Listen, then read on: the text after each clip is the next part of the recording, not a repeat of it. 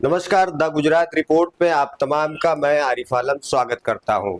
केंद्र की मोदी सरकार जब पिछले साल यूक्रेन और रूस के बीच युद्ध हुआ था तो वहां पर पढ़ने वाले छात्रों को निकालने के लिए ऑपरेशन गंगा शुरू किया था।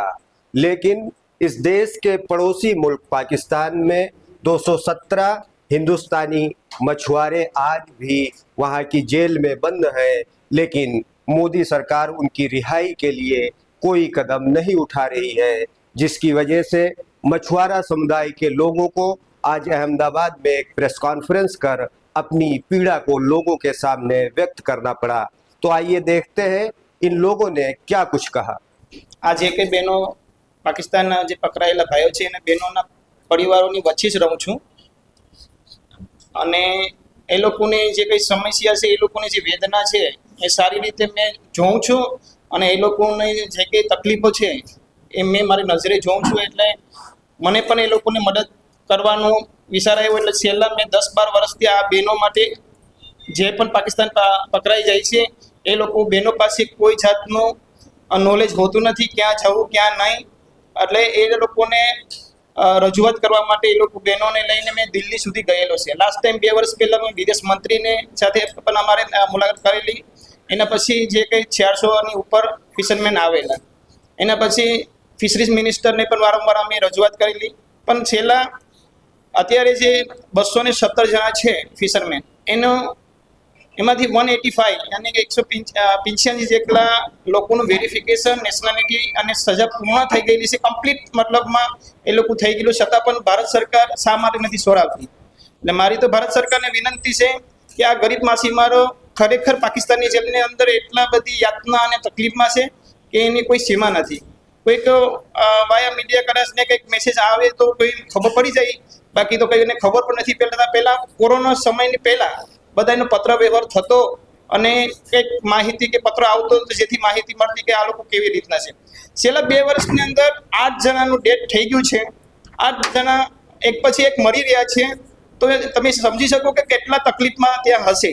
એટલે મારી તો ભારત સરકારને વિનંતી કે શા માટે જે સજા પૂર્ણ થઈ ગયેલી છે એને છોડાવવાની જવાબદારી ભારત સરકારની હોય છે।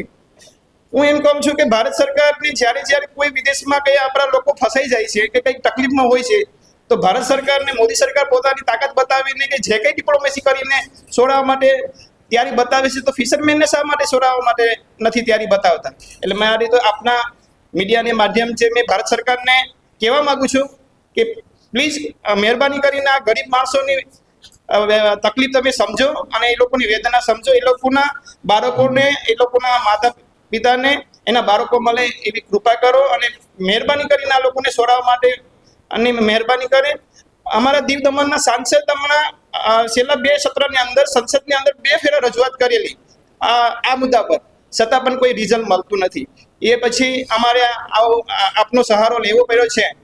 તો આપના માધ્યમથી ભારત સરકારને મેસેજ આવીને વહેલી તકે છોડાવવા માટેની મહેરબાની કરે એવી विनंती। पिछले 1 साल में पाकिस्तान की जेल में बंद कई मछुआरों की मौत हो चुकी है, जिसकी वजह से गुजरात के जो मछुआरा हैं उनकी चिंता बढ़ गई है कि उनके परिजनों की कहीं मौत तो नहीं हो गई है या वो बीमार तो नहीं है।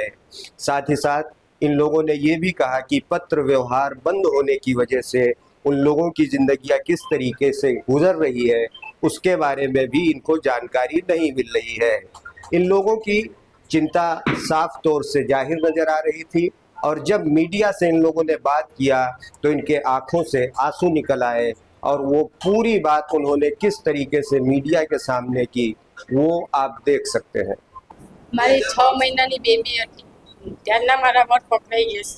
અત્યારે મારા ઘરમાં કોઈ કામવાળું નથી, હું એકલી કેમ ગુજારા કરું મને ખબર પડે। મારા ઘરમાં હું એકલી ક્યાં છે? મારું નાનું બેબી મૂકીને મારા સસરાને પેરેલાઇઝ થઈ ગઈ છે, ઓપરેશન કરેલ છે, તો પણ આટુમાં કંઈ જીવ નથી, આટુમાં કંઈ ખબર પકડે છે કંઈ ખબર પડતી નથી। 6 મહિનાની 100-7 હજારની દવા છે, મારી સાસુ પણ પગેથી કામ કરે કે એમ નથી।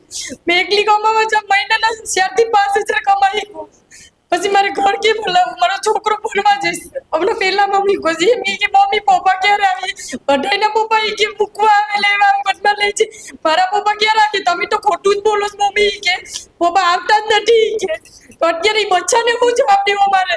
મારી એટલી વિનંતી છે ભારત સરકારને, મોદી સરકારને, મોદીજીને કે અમારા બધા માસીમારોને છોડાવીને જલ્દથી જલ્દ ઘેરે મોકલાવો. એવા બધા ઘણા બહેનો છે કે એના પર નાના બચ્ચા છે, કમાવાવાળા કોઈ નથી અમારા ઘરે. અમે 5 જણા કેવી રીતના ખાઈએ?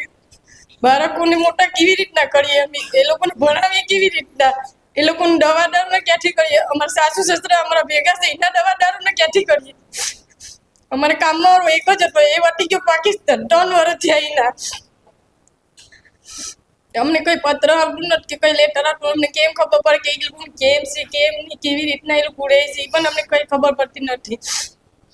અમારે એટલી વિનંતી છે કે જલ્દથી જલ્દ છોડાવીને એને ઘરે લઈ આવીએ. મારો દીકરો પકડાયેલો છે. 2020માં લગ્ન કર્યા ને 21માં પકડાઈ ગયો. એની ઘરવાળી ગર્ભવતી 6 મહિનો ચાલતો હતો ત્યારનો પકડાઈ ગયો. હજી એની કોઈ ચિઠ્ઠી નથી, ટપાલ નથી. તો એના દીકરા મોટું છે, 3 વર્ષનો દીકરો થાય હમણાં 17 તારીખના 1લા મહિનાની.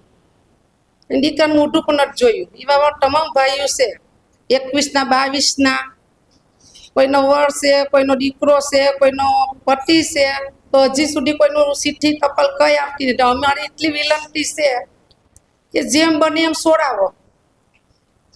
નરેન્દ્ર મોદીને પણ અમે વિનંતી કરીએ,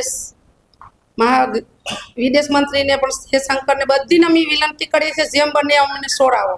અમારા માસીમાર ભાઈઓને કોઈ ગુનો કર્યો નથી અમારા લોકોએ. અમે એટલી જ વિનંતી કરીએ કે છોડાવો જેમ બને એમ.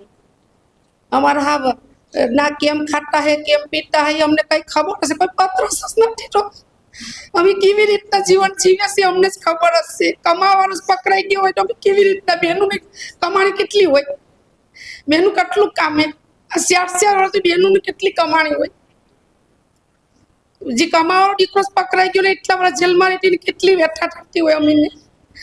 અમારે એટલી વિનંતી છે કે જેમ બને અમારા પાંચને છોડાવી લાગતા. અમે આખા દુઃખી પાણી ન ગયા, ત્યારનું કોઈ મોટું જોયું નથી. લગ્ન કર્યા બહાર કે ઘર સંસાર માંડ્યો નથી. મારો દીકરો 4 વર્ષથી પકડાયેલ છે. એના 2 બાળક નાના છે. અમારું કોઈ કામમાં વાળું નથી. મારો વર મરી ગયો તો મારો દીકરો એનું મોઢું પણ જોવા આવ્યો નહીં. પણ અમે મહેરબાની કરીને તમે એને કહીએ કે અમારા માસીમાં લોકોને છોડાવો. એને અમને ખાવાનું મળતું નથી. એ લોકો માંડા હજાર છે, એનું કાગળ કે એનું પત્તર નથી. તો તમે સરકાર અમને ગરીબ માણસને મદદ કરો નહીં તો અમને કોણ મદદ કરે? અમને ગરીબ માણસને મદદ કરવી પડે. નરેન્દ્ર મોદી પણ છે તો એને પણ અમને મદદ કરવી પડે. અમારા દીકરાઓના અમારા પૈસા કે કઈ જોતા નહીં, પણ અમારા માસી લોકોને છોડાવો. કોઈને નડ્યું છે, કોઈ ગાંડા થઈ ગયા. મારા દીકરાનો એક ખલાઈ મરી ગયો નવા બંદરનો, એની લાશ આવી. તો સરકાર લાશ આપે તો અમને જીવતા માને આપતો હોય તો અમે સેવા તો કરીએ ને, અમારા માણસોની સેવા તો કરીએ ને. તો એ તો મચ્છી મારવા ગયા. અમારા કઈ દાન છોડી નહીં, કે અમારા કઈ શરત લાવ્યા નહીં, કે અમારા કઈ હથિયાર ભરીને લાવ્યા નહીં. એ તો દરિયા સાગર છે, દરિયો બંધ થાય તો અમે ભૂખે મરીએ. અમારી કઈ નોકરી નહીં.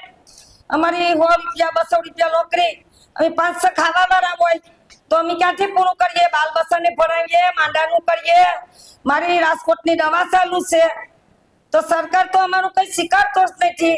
4 વર્ષ થયા તો અમારે આ બધી બહેનોના કોઈના દીકરા છે, કોઈના ધણી છે, કોઈના વર છે. તો મહેરબાની કરીને સરકાર મેરે અમે મોટી મહેરબાની કરીએ તો અમારા દીકરાઓને, અમારા ભાઈઓને બધીને છોડાવે. અમારે સગનભાઈ અમારા ભેગો આવે, બીજા અમારા કોઈ ભેગા નથી આવતા. એ પ્યારી નાચનો છે તો અમને લઈને આવે. गुजरात के माछीमार समुदाय से जुड़े लोगों ने आज विदेश मंत्री एस जयशंकर को एक पत्र लिखकर पाकिस्तान की जेल में बंद गुजराती मछुआरों की रिहाई जल्द से जल्द हो, इसकी मांग की है। अगर हमारी ये वीडियो आपको पसंद आई हो तो हमारे चैनल को लाइक करें, सब्सक्राइब करें और अगर इस खबर में सच्चाई हो तो इसे अपने दोस्तों के साथ साझा जरूर करें।